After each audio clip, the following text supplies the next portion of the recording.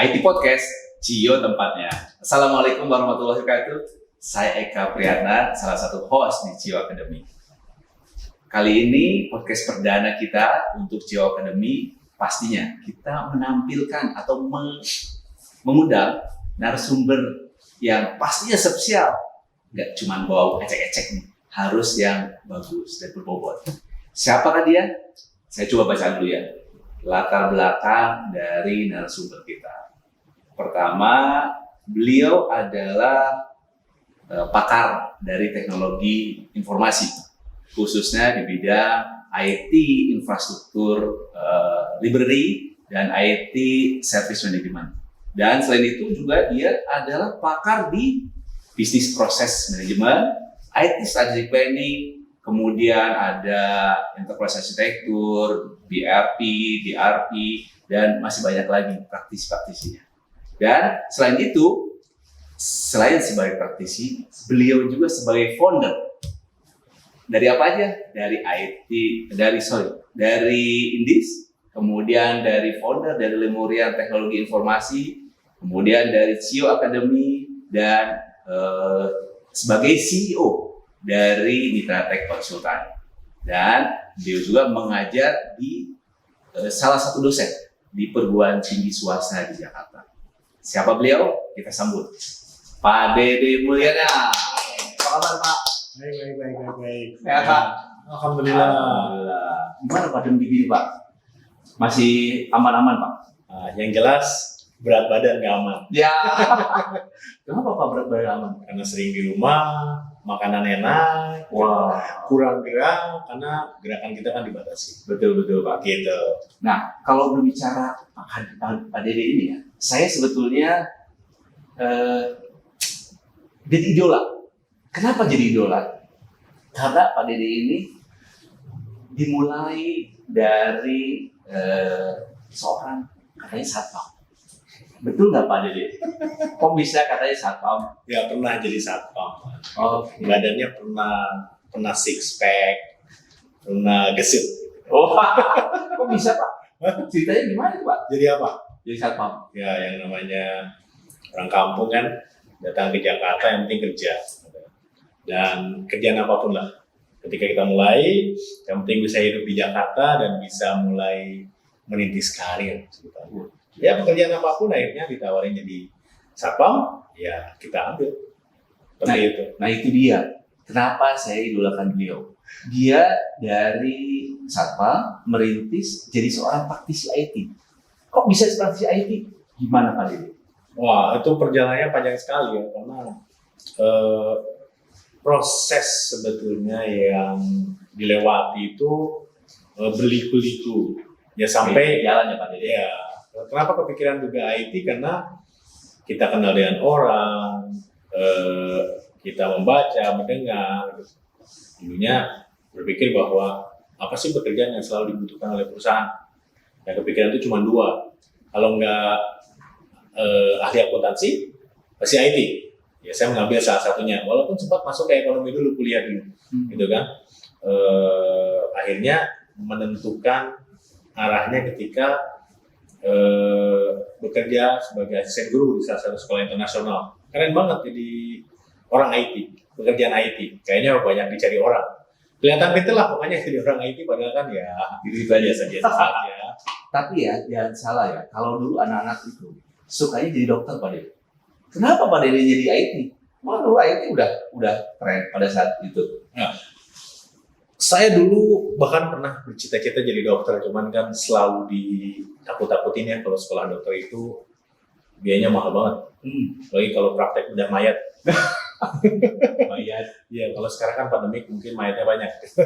Iya, betul. Tapi kan dalam kondisi waktu itu kayaknya terlalu tinggi bercita-cita jadi dokter untuk orang kampung ya, yang memang kuliah pun kadang-kadang tidak ada biaya lah untuk melanjutkan kuliah seperti itu. Akhirnya ya tadi mencari kira-kira asal kerja, asal banyak dibutuhkan itu lapangan kerja di bidang apa? Dua, kalau nggak akuntansi ya IT. Akuntansi dulu ternyata menurut saya tidak terlalu menantang.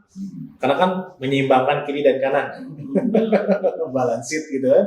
Akhirnya saya mencari yang lain, salah satunya IT. Saya mencoba kuliah di IT, ternyata menarik, banyak kali sana. Ya, ternyata sekarang trennya makin berkembang, semua tergantung teknologi ya. Kecebur yang nikmat lah intinya gitu. Oke. Oke Pak Dede, benar-benar ya, menginspirasi sekali sebenarnya. Kalau memang mulai dari Satpam, kemudian jadi SPG, bukan SPG, kalau SPG girl ya, SPB ya, SPB bukan SPBU ya, SPB. Nah, kalau berbicara itu, kita sebenarnya kan kalau berbicara pandemik nih sekarang, Pak Dede, proses pembelajaran itu kan harus dilakukan online. Nah, tema kali ini nih teman-teman semua terkait dengan bagaimana kita menyiasati proses pembelajaran online di masa pandemi. Apa solusinya? Nah, menurut Kang Dede sebagai praktisi di IT, apa kira-kira Pak solusi-solusi yang bisa diberikan dalam proses pembelajaran di masa pandemi? Ya, sebetulnya dengan adanya IT yang saat ini sudah sangat booming ya di mana-mana, semua orang sudah pegang handphone, internet tidak sulit lagi harus ke warnet. Boleh dibilang pandeminya ini datang pada saat yang pas. Kenapa? Ya karena teknologi sudah mendukung. Coba bayangin zaman dulu, begitu koneksi internet harus ke warnet, bagaimana cara melakukannya? Gitu. Betul. Sebenarnya saya tidak asing dengan istilah belajar dari rumah. Gitu. Karena dulu saya kuliah S1, setelah saya mengambil kuliah IT yang tidak sempat selesai. Nah ini menarik nanti. Saya juga paralel mengambil sekolah yang kalau sekarang dikenal sebagai belajar dari rumah, yaitu di Universitas Terbuka. Alma saya. Itu justru sekolah atau universitas yang pertama kali online kali Pak ya? Sebenarnya bukan online, tapi jarak jauh. Karena memang tidak ada mekanisme untuk sekolah seperti sekarang, misalkan pakai Zoom, ke Microsoft Teams. Tapi dulu betul-betul hanya beli buku, belajar dari rumah, ketemu pada saat testing aja atau ujian. Seperti itu. Jadi kembali lagi ke masa pandemi sekarang kan tidak jauh berbeda. Cuman sekarang banyak difasilitasi oleh guru, oleh sekolah bahwa masih ada sesi tatap muka. Seperti itu. Jadi sebenarnya bagi saya tidak asing lagi. Oleh karena itu saya berpikir waktu itu pada saat awal-awal pandemi apa yang bisa dilakukan ya? Ya saya dan tim di salah satu perusahaan yang saya besut juga bagaimana memfasilitasi sekolah, guru, murid, bahkan orang tua untuk berinteraksi melalui teknologi. Elahilah salah satu aplikasi yang dikategorikan sebagai aplikasi pembelajaran, yaitu IDIS atau Indonesia Digital School. Seperti itu, Pak. Oke. Kalau dilema, Pak, dilemanya sekarang kan memang pembelajaran berjalan. Udah kurang lebih hampir setahun lebih kali Pak pembelajaran ini berjalan. Tapi kan guru, siswa itu merasa bahwa atau orang tua bahkan itu nanti proses pendidikan atau pembuatan karakter building anaknya gimana gitu. Dengan ada proses pembelajaran jarak jauh atau online ini kan dia tidak ketemu dengan teman-teman. Apakah itu jadi kendala Pak? Ya sebetulnya cita-cita pendidikan Indonesia sejak lama juga tidak membebankan pendidikan 100% ke sekolah sebetulnya.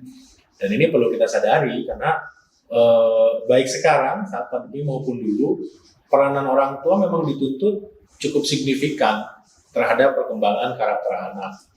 Jadi kalau kebetulan sekarang interaksi di sekolahnya tidak terlalu banyak atau bahkan tidak ada sama sekali, maka peranan orang tua ini sangat signifikan sekali. Nah, karakternya gimana? Ya tumbuh kembang anak kan selain aspek akademis ya juga di rumah bisa dengan berbagai cara lah, misalkan dengan membaca cerita tentang karakter, dengan pertemanan, menonton film dan sebagainya, kan itu bisa menjadi pengisi gap yang sekarang tidak ada. Seperti itu. Justru salah satu indis itu mungkin kan ada video ya di situ Pak ya. Nah, ada videonya mungkin ya. Proses pembelajaran indis itu seperti apa sebetulnya Pak? Apakah cuma hanya kan ada yang lain di luar sana yang banyak aplikasi yang mendukung untuk proses pembelajaran online. Konsep indis sendiri sebetulnya? Nah sebetulnya indis itu sebenarnya konsepnya sederhana. Orang tua sebagian besar kesulitan sebetulnya memonitor bagaimana perkembangan pembelajaran anaknya. Apalagi banyak orang tua yang merasa bahwa peran sekolah dan guru itu makin berkurang. Semuanya dibebankan ke orang tua dan rumah. Sehingga mereka tuh kesulitan. Bahkan banyak orang tua yang tidak pede. Ini saya membantu guru mengajarkan anak itu udah benar atau belum? Seperti itu. Nah, itu kenapa? Karena interaksinya terbatas antara guru dan anak. Nah, di situ sebenarnya konsepnya simpel. Dari teknologi yang banyak berkembang di luar sana, yang sekolah tuh gunakannya bermacam-macam. Seperti ada yang menggunakan Zoom, mereka juga pakai WhatsApp untuk diskusi, untuk memberikan jadwal. Kemudian mereka kasih link video dari YouTube. Kemudian mereka absen pakai Google Form. Kemudian sharing file, tugas segala macam menggunakan Google Drive. Nah ini kan bertebaran, berserakan di mana-mana ya. Kadang-kadang orang tua bingung, saya juga punya anak bingung. Ini pagi-pagi harus absen di Google Form. Filenya diakses di Google Drive. Dikasih video linknya ke YouTube dan sebagainya. Nah, di sini konsep saya menyatukan, mengintegrasikan seluruh media, channel pembelajaran menjadi di satu tempat saja, yaitu di Indis. Termasuk di sana bisa memberikan tugas, menilai, bahkan bisa menentukan kriteria kelulusan. Bahkan satu hal sebetulnya yang saat ini banyak dikeluhkan oleh pelajar, mahasiswa, atau orang tua adalah kuota. Nah, dalam waktu dekat ini mudah-mudahan di tahun ajaran baru, ini akan merilis Indis on the go. Jadi tanpa kuota, bisa download ketika ada koneksi, sampai rumah dia bisa belajar tanpa ada koneksi internet. Dan itu saya pikir breakthrough ya, di tengah makin mengkhawatirkan di luar sana. Seperti itu. Baik, Kak. Oke Pak, terkait dengan tadi ada YouTube. Sebenarnya proses pembelajaran dari videonya itu sumbernya dari YouTube atau harus bisa upload sendiri? Gitu. Sebetulnya karena ini adalah open platform, artinya gini, saya meminjam satu istilah dari UNESCO, yaitu Open Educational Resources. Arti resource atau bahan-bahan atau materi-materi untuk pendidikan yang terbuka. Siapapun bisa akses secara gratis untuk pembelajaran maupun penelitian. Nah, di situ kami buat sebagai platformnya. Kontennya siapa yang mengisi? Ya siapapun yang ingin melakukan pembelajaran di Indis. Boleh dari YouTube dengan mengextend view-nya, atau kalau punya file sendiri ya di-upload filenya, seperti itu. Oke. Kalau berbicara YouTube Pak, kan YouTube itu tidak ada namanya jenjang, siapapun bisa buka. Buka apapun, anak saya aja sendiri seharian mungkin bisa ngabisin waktu di depan komputernya atau gadgetnya udah YouTube aja tuh. Dari mulai nonton game, nonton yang lucu sampai dengan nonton yang tanda kutip berbahaya. Nah, apakah Indis bisa menjaga atau ada strategi khusus nggak untuk bisa mengcover atau istilahnya menjaga bearing gitu? Konten di internet itu kan membuat kita menjadi, atau siapapun yang termasuk pelajar, menjadi lebih leluasa untuk mendapatkan ilmu dengan cepat. Bahkan anak kecil pun bisa belajar elektronik, robotik, hanya dengan nonton YouTube. Nah, tapi sisi lainnya adalah ada bahaya mengintai, di mana kontennya tidak kita bisa filter. Bahkan dengan pura-pura punya akun Gmail yang di atas 18 tahun aja, itu jutaan situs porno bisa kita akses gitu, seperti itu. Tapi balik lagi ke bagaimana memfilternya, sebetulnya seluruhnya itu diserahkan kepada guru yang memfilter. Jadi kalau misalkan nyari konten pembelajaran dari YouTube, karena banyak banget, ribuan, ratusan ribu, bahkan mungkin jutaan ya, itu tetap yang mencari kan guru. Iya betul. Nah, anak-anak hanya mengkonsumsi saja. Nah, masalahnya adalah kalau guru itu share link YouTube, anak-anak mengklik dan menonton, masuknya ke aplikasi YouTube, ya sama saja. Jadi anak dikasih semacam jalan untuk masuk ke YouTube, berbahaya lagi di sana. Tapi kalau misalkan kita bicara Indis, maka guru akan mencari link URL-nya saja atau link videonya, kemudian dimasukkan di Indis. Maka anak-anak hanya perlu mengakses Indis dan tidak boleh atau tidak bisa mengakses YouTube kecuali oleh orang tuanya diberikan akses ke YouTube. Nah, kalau direct dari YouTube dikasih linknya, maka Orang tua mau nggak mau memberikan akses mereka di YouTube. Setelah di YouTube terserah anak-anaknya. Mungkin belajarannya hanya 10 menit videonya, tapi 2 jam, 3 jam sampai 8 jam itu mereka nonton game, nonton prank dan sebagainya, maka sama saja bohong. Nah di sini sebenarnya fasilitas untuk guru bisa memproteksi akses ke konten-konten yang tidak dibutuhkan untuk pendidikan atau pembelajaran. Jadi lebih aman lah ya kalau Lebih aman, pakai di situ bisa lebih terkontrol juga. Oke, sama tadi menarik ya bahwa on the go itu terkait dengan infrastruktur atau internet yang di pedesaan jauh di sana. Saya yakin sebetulnya saya pernah buka juga Indis itu di situ sudah mencapai sampai Sumatera, sampai dengan timur Papua di sana. Nah di sana kan memang kalau di daerah-daerah tertentu ada yang internetnya nggak bagus. Mungkin dengan on the go itu bisa jadi solusi ya Pak ya? Itu ya maksudnya? Ya karena Indonesia itu kan dari Sabang sampai Merauke. Kita tidak boleh melupakan bahwa sebagian besar akses terhadap konten internet itu juga diakses oleh orang-orang yang ada di daerah, pelajar-pelajar yang ada di daerah yang memiliki keterbatasan. Pertama mungkin nggak punya gadget. Kalau udah punya gadget, kuotanya gimana? Udah ada gadget, ada kuota mungkin dari pemerintah lewat Kementerian Pendidikan dan Kebudayaan, terjangkau sinyal atau tidak, gitu kan? Nah, oleh karena itu Indis on the go ini memastikan bahwa konten bisa dinikmati saat mereka tidak sedang koneksi ke WiFi. Nah, tentunya di awal harus ada koneksi dulu, entah mungkin di kelurahan, kemudian di sekolah. Mereka bisa mendownload pembelajaran misalkan seminggu ke depan atau sebulan ke depan. Nanti begitu sudah download ke gadget mereka, maka mereka bisa mempelajarinya di rumah, menonton videonya, mengerjakan tugasnya, dan sudah tersimpan di dalam gadget mereka. Ketika ketemu WiFi lagi, mereka bisa sinkronisasi waktu atau durasi nonton, tugas yang disubmit, kuis yang dikerjakan, sehingga tidak kehilangan track. Sekolah tidak kehilangan track, orang tua juga bisa tahu bahwa secara nilai di sekolah tetap bisa termonitor dengan benar. Beda dengan sekarang, anak-anak dikasih videonya ditonton atau tidak kita nggak tahu. Kemudian diberikan worksheet tugas, dikerjakan atau tidak, dengan benar atau tidak, juga tidak bisa dimonitor seperti itu. Jadi ini on the go ini salah satu fasilitas untuk bisa menonton atau mengikuti pembelajaran ini secara offline seperti itu. Jadi benar-benar saat mendukung pembelajaran online. Harusnya seperti itu. Siap. Kalau terkait dengan internet, kuota. Nah, sekarang itu kan ada kuota pendidikan dari kerjasama dengan beberapa provider. Apakah Indis sudah melakukan itu juga?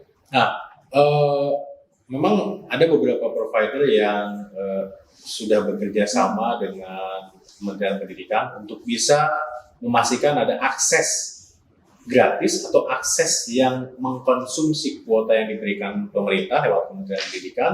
Salah satunya kami sudah bekerjasama dengan Telkomsel, di mana kalau mengakses Indis maka akan mengkonsumsi kuota belajar yang diberikan gratis oleh pemerintah. Jadi tidak menggunakan kuota umum.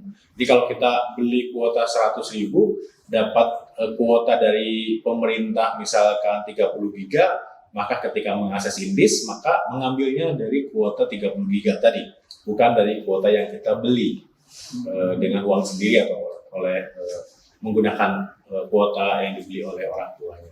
Oke, jadi teman-teman jangan lupa kalau pakai Indis sudah tidak potong kuota reguler, udah pakai kuota dari pendidikan, ya.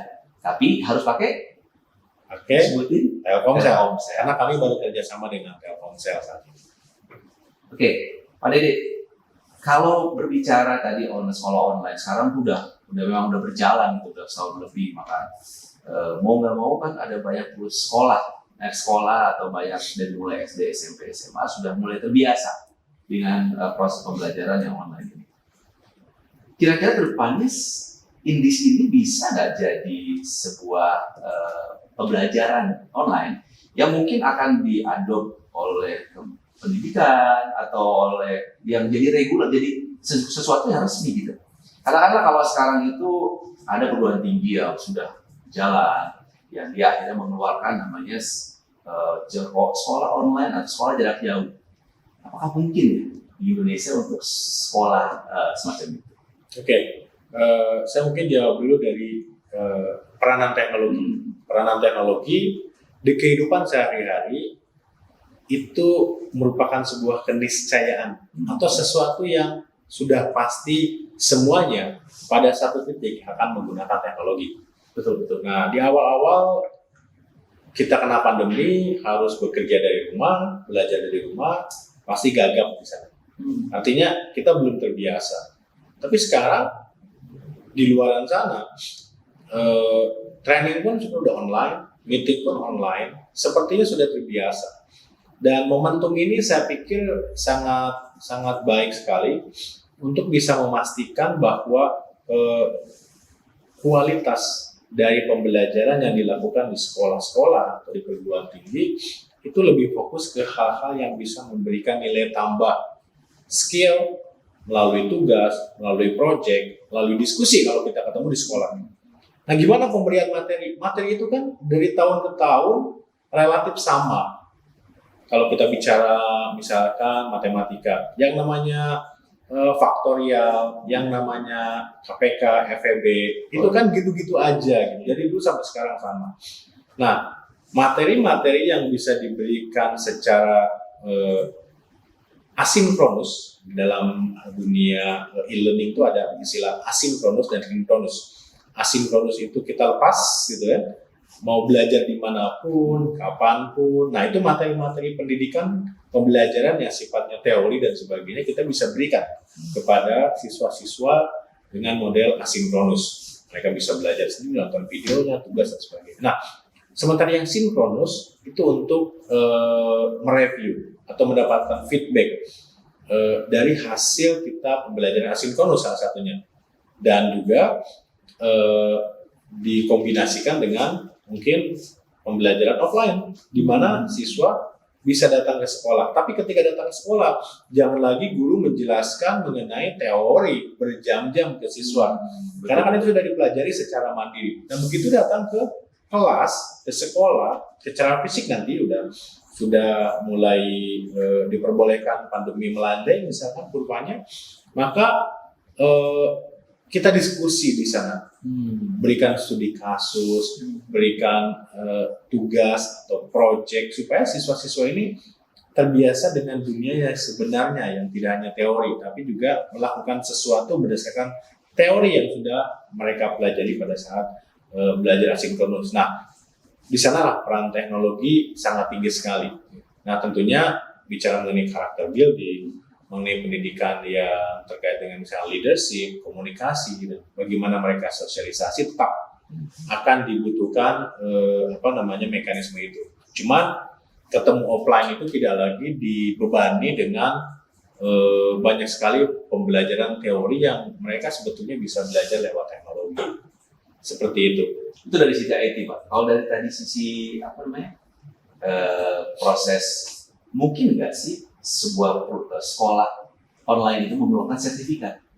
Ada loh, saya lulusan dari Indis Online yang selevel SMA dan keluar tuh nilainya, ada NIM berapa, STTB atau apa sekarang? STTB. Kalau saya dulu STTB, surat tanda tamat belajar. Nah, mungkin nggak ya nanti ada Indis itu mengeluarkan sebuah perusahaan online, sekolah online yang mengeluarkan sertifikat itu. Nah, sertifikat yang dikeluarkan oleh lembaga pendidikan secara online itu sebetulnya sudah lama dilakukan, tapi untuk yang sifatnya atau jenisnya non formal, katakanlah pendidikan vokasi, itu sudah banyak. Kursus A, kursus B secara online, pelatihan A, pelatihan B, pelatihan sertifikasi A, B, C dan sebagainya itu sudah banyak dilakukan oleh perusahaan-perusahaan bahkan dari luar negeri. Jadi saya sendiri kalau di dunia IT banyak sekali mengambil sertifikasi atau training yang tidak tatap muka di kelas sudah sejak lama, mungkin katakanlah 5 tahun terakhir. Nah, bagaimana dengan pendidikan formal? Nah, pertanyaannya mungkin seperti itu.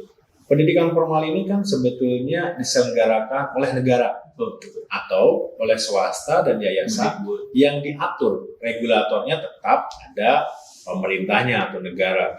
Nah, oleh karena itu untuk bisa memberikan sertifikat formal, kalau untuk perguruan tinggi sudah ada. Contohnya salah satu universitas di mana saya mengajar di sana juga, itu sudah cukup lama, mungkin sekitar 5-6 tahun, bahkan 8 tahun terakhir mereka ada kelas jauh, kelas online, belum semarak sekarang. Nah, bagaimana dengan tingkat menengah atau sekolah ya, SD, SMP, SMA gitu kan, seperti itu atau sederajat, ini sangat memungkinkan sebetulnya. Buktinya sekarang saja dengan online, kata sudah setahun, dari tahun ajaran 2020-2021 sampai sekarang sudah menjelang lulus mereka atau menjelang naik tingkat. Mekanisme tatap muka, penugasan, kemudian ujian segala macamnya sudah diakui. Iya, artinya apa? Artinya kedepannya kalau kita membuka channel pembelajaran full online sangat memungkinkan. Yang penting apa? Yang penting aplikasi seperti ini contohnya itu berafiliasi dengan apa? Dengan lembaga pendidikan yang memang secara administratif itu diakui oleh negara. Misalkan ada satu yayasan, ada SD, SMP, SMA gitu ya di sana tingkatannya. Maka yayasan tersebut bisa memberikan walaupun sudah kondisi kembali normal, sudah bisa memberikan satu opsi kepada orang tua murid bahwa Anda mau online nggak gitu ya? Kalau mau online, ini jurusannya, ini SD online, ini SD fisik. Nah, kalau sudah ada SD fisik, kenapa harus menawarkan online lagi? Mungkin bagi yayasan-yayasan ya. Nah, kita jangan lupa bahwa kuota atau daya tampung sekolah itu kan tidak banyak. Kalaupun kita mau memperbesar, maka di sana ada biaya mengenai pengelolaan infrastruktur, bahkan bangun gedung, biaya untuk perawatannya dan sebagainya itu tinggi, sehingga akan memungkinkan naiknya biaya pendidikan juga makin tinggi juga. Akhirnya pendidikan menjadi mahal seperti itu. Nah, dengan ada opsi sekolah online ini, karena sekarang pun setahun ke belakang kita sudah laksanakan, maka tidak hanya bisa menurunkan biaya pendidikan menjadi lebih rendah, tapi menjangkau orang-orang yang lebih luas lagi. Jadi nanti misalkan bisa saja siswa yang ada di Jawa Tengah itu lulusan SD, SMP, SMA-nya itu adalah lulusan sekolah Jakarta yang favorit, seperti itu. Sehingga yang di daerah itu bisa memberikan atau mendapatkan akses terhadap materi atau pembelajaran dan guru-guru yang membuat materi online dengan kualitas yang bagus, seperti itu. Nah, itu yang membuat kami merasa bahwa Indis online ini bisa menjadi sekolah formal online, tapi dengan syarat tadi engage atau menempel atau berafiliasi dengan sekolah formal yang sudah ada sekarang, terutama sekolah-sekolah yang berada di bawah yayasan atau sekolah swasta seperti itu. Saya kebetulan juga ada tinggal di komplek di Padedek, di komplek di mana teman-temannya itu dulu waktu kecil itu orang tua itu suka pindah kerjanya, pindah. Ada dulu pindah ke Sumatera, pindah ke Jawa lagi, balik ke Kalimantan. Nah kadang-kadang dia ke bawah kan, sekolahnya juga pindah-pindah juga gitu. Mungkin salah satu solusi dengan adanya Indis atau online ini seperti itu Pak Dede. Ya, terutama keluarga yang biasanya sering ditugaskan keliling Indonesia, kan? Betul. Pegawai negeri atau tentara, polisi gitu ya. Atau pegawai swasta yang lain yang memang mungkin ada banyak cabang di Indonesia. Nah, begitu mereka sekolah di Jakarta, kelas 1 misalkan SD, kelas 2-nya harus pindah ke Jawa, bahkan pindah ke Kalimantan, Sumatera, Papua, dan sebagainya. Nah, jadi anak tuh sekolahnya di berbagai sekolah yang berbeda. Bahkan satu tingkatan SD aja mungkin dia pindah-pindah sekolah. Betul. Nah, dengan harusnya suatu saat nanti dengan adanya sekolah online yang berafiliasi dengan sekolah formal yang sudah ada dan diakui oleh pemerintah, maka anak itu tidak perlu masuk sekolah yang ada di daerah terlokal. Tapi kelas 1-nya di Jakarta misalkan, mungkin orang tuanya dipindah ke Jawa Tengah, maka di Jawa Tengah dia bisa tetap sebagai siswa dari sekolah yang ada di Jakarta. Nah, seperti itu. Jadi ini memberikan akses yang sama terhadap siapapun di mana saja, terutama di Indonesia ya. Jadi tidak harus sekolah berulang kali dengan cara guru yang mengajar berbeda-beda, dengan lingkungan pertemanan yang berbeda-beda dan sebagainya. Bahkan sebetulnya cita-cita besarnya kalau kita bikin sesuatu, bisnis atau aplikasi contohnya, pasti ada tujuan besarnya. Jadi saya berpikir bahwa bagaimana kita bisa membuat Indonesia ini tidak tersekat-sekat lagi, tidak terklaster, tidak ada ribut-ribut mengenai zonasi di pendidikan. Gimana sih pelajar-pelajar atau anak-anak Papua itu bisa satu kelas dengan anak-anak dari Aceh, dengan anak-anak dari Jawa, melalui apa? Melalui virtual kelas yang ada di sekolah online tadi, gitu. Walaupun tetap ada aspek-aspek yang harus diperhatikan, yaitu aspek-aspek yang non akademis, gitu. Bagaimana membangun karakter dan sebagainya. Dan ini masih perlu masih PR menurut saya dari pemerintah maupun praktisi pendidikan, sekolah, orang tua atau siapapun yang merupakan pemangku kepentingan dari pendidikan Indonesia ini untuk bagaimana menggunakan teknologi semaksimal mungkin tanpa menghilangkan kebutuhan anak untuk berkembang dari sisi non akademis, dari sisi karakter dan sebagainya. Karena saya pikir kita tidak bisa hindari lagi bahwa teknologi ini sudah menjadi sebuah keniscayaan yang harus kita maksimalkan. Kalau kita tidak mau menggunakan teknologi, maka akan tergerus oleh zaman dan akan kalah oleh negara lain. Seperti itu. Kalau saya perhatikan bahkan di 1 tahun terakhir ini, kalau saya lihat sosial media, kalau saya lihat di internet, banyak sekali iklan-iklan pendidikan, terutama pendidikan vokasi. Dari mana? Dari luar negeri. India banyak sekali, dari Singapura dan sebagainya. Kita tinggal bayar, kemudian kita bisa mengikuti sesi kelasnya untuk belajar programming misalkan, belajar coding, belajar desain, belajar art, storytelling, belajar bahasa dan sebagainya langsung. Nah, ini berarti kita kan diserang oleh lembaga-lembaga pendidikan luar negeri yang sudah menggunakan teknologi. Nah, kita sendiri kalau resisten terus untuk beralih ke teknologi, memaksimalkan sebanyak mungkin teknologi, maka kita akan diinvasi lagi oleh lembaga-lembaga pendidikan luar yang memang mereka sangat aware bahwa teknologi ini bisa membantu mereka untuk berbisnis pendidikan di Indonesia. Oleh karena itu, saya harap sih kepada pemilik-pemilik sekolah, terutama swasta atau yayasan, bahwa mari kita gunakan teknologi, tidak hanya untuk memberikan pelajaran terhadap siswa-siswa dalam pendidikan formal di lingkungannya, tapi juga ke daerah lain di Indonesia melalui online learning-nya, melalui opsi untuk pembelajaran full online-nya, tapi juga mungkin bisa ke luar negeri, ya minimal dari pelajar-pelajar atau siswa-siswi atau anak-anak Indonesia yang orang tuanya mungkin sudah di luar negeri. Seperti itu. Betul, Pak. Mantap sekali, Pak.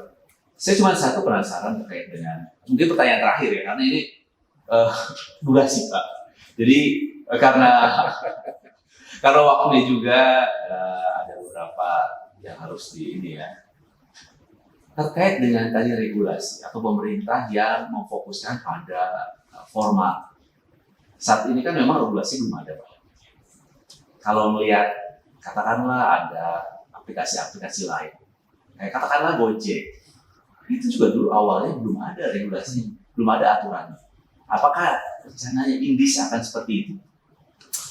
Oke, jadi kalau bicara mengenai regulasi tentunya keterkaitannya sangat banyak sekali. Ada pemerintah, termasuk ada DPR di sana, kemudian ada pemerintah daerah, karena kan pendidikan ini tersekat ya. Regulasinya atau penanggung jawabnya tidak hanya Kemendikbud, tapi juga ada Kementerian Agama, juga di daerah-daerah ada dinas-dinas pendidikan. Nah, memang ini jadi PR. Bagaimana kita bisa memanfaatkan teknologi untuk sekolah atau kelas online. Masih ada kontroversi di luar sana.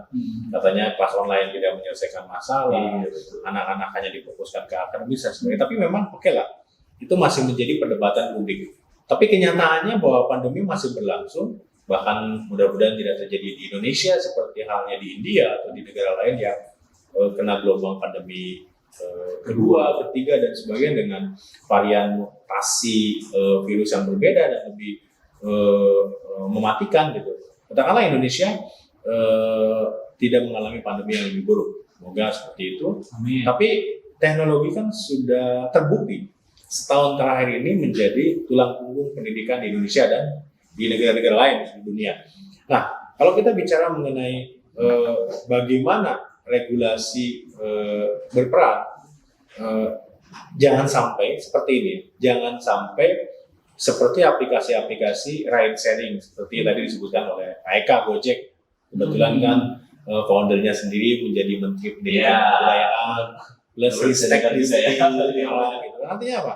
Gojek itu secara bisnis kan perusahaan itu adalah inovasi yang breakthrough ya. Regulasinya udah belum ada. Pemerintah diam aja di awal-awal Gojek berdiri. Apakah melihat sebelah mata atau tidak memprediksi bahwa Gojek akan booming seperti itu. Tiba-tiba pada satu titik ketika perusahaan ride sharing, Grab, Uber dan sejenisnya muncul dan preferensi masyarakat menggunakan aplikasi dan layanan itu tinggi, maka pemerintah kaget. Akhirnya regulasi muncul. Nah, di dunia pendidikan, saya tidak berharap bahwa pemerintah juga, terutama pendidikan formal ya, tiba-tiba gagap gitu. Ada pendidikan yang berjamur melalui online atau melalui aplikasi seperti ini, tiba-tiba sampai titik tertentu pemerintah baru memikirkan regulasinya seperti apa. Nah, seharusnya pendidikan ini kan sebagian kecil menjadi tanggung jawab pemerintah. Di luar negeri seperti itu.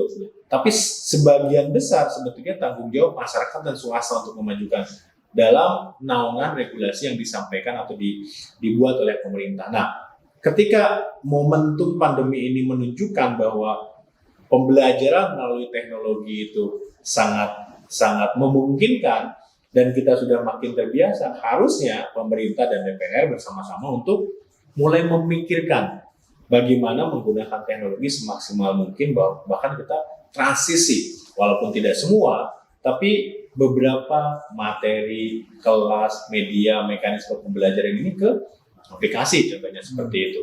Jadi harusnya pemerintah jangan mengulang lagi seperti halnya teknologi-teknologi lain yang menyeruak ke permukaan, tiba-tiba kaget. Ini customer harus dilindungi. Gimana penerapan tarif, gimana keamanannya, gimana pengaturan partner perusahaan ride sharing tersebut mendapatkan untung, dilindungi asuransi, kan banyak yang harus dipikirkan. Nah, mumpung belum tiba-tiba indis seperti Gojeknya Indonesia untuk ride sharing, tapi di area pendidikan sudah seharusnya mulai mengatur, sudah seharusnya mulai merangkul kami, mereka memikirkan bagaimana aturannya dan sebagainya. Karena sekali lagi saya sampaikan bahwa teknologi adalah sebuah keniscayaan. Kita sudah dibiasakan sekarang menggunakannya, termasuk untuk pendidikan di era pandemi ini. Semoga menjadi pembelajaran pemerintah dalam membuat regulasi yang sesuai. Seperti kayaknya itu. Memang menarik sekali nih. Kalau waktu bisa diperpanjang, kita perpanjang. Karena memang waktu terbatas, kita harus batasi ya. Oke, siap.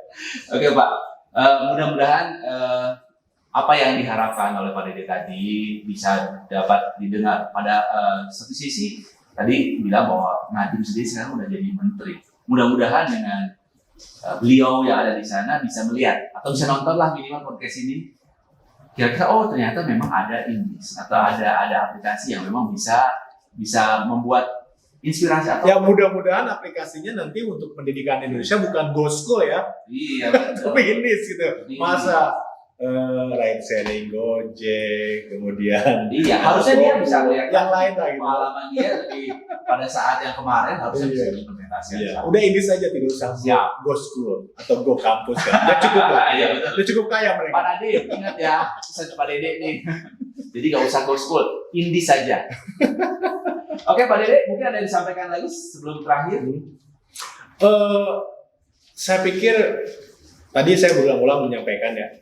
Saya bergerak di bidang IT atau sebagai praktisi di teknologi informasi itu sudah cukup lama ya. Itu sekitar hampir 20 tahun, bahkan 20 tahun lebih lagi kita. Tingkat kepercayaan orang, perusahaan terutama, dan keterkaitan juga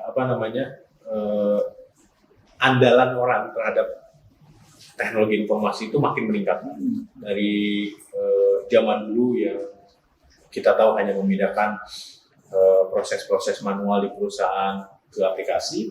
Sekarang semua segi kehidupan sudah mulai dirambah atau sudah mulai difasilitasi oleh teknologi.